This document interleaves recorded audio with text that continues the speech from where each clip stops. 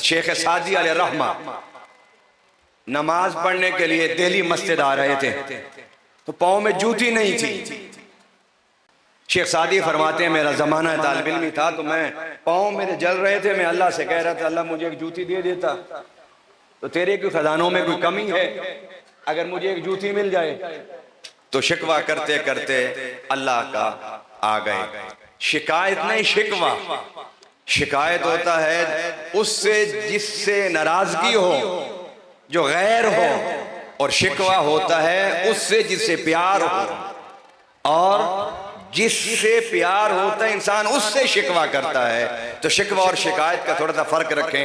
हजरत याकूब अलैहिस्सलाम ने भी कहा था इन्नमा अश्कू बस्सी व हुज़्नी इलल्लाह, मैं शिकवा करता हूँ अपने अल्लाह से, अपने गम का, अपने दुखों का, सारे मामलात का मैं शिकवा अल्लाह से करता हूँ। शिकवा अपनों से होता है, शिकायत गैरों से होती है।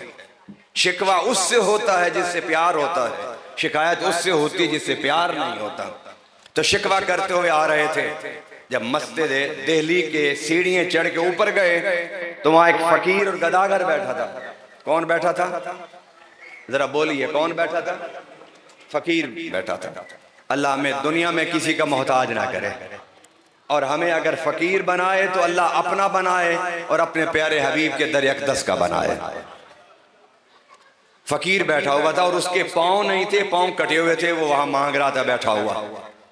शेख सादी तपते हुए जमीन पर सर बसजूद हो गए, अल्लाह से रो के कहने के अल्लाह तूने खुद हमें शिकवे की इजाजत दी है, मगर मैं तुझसे अपने सारे शिकवे वापस लेता हूं।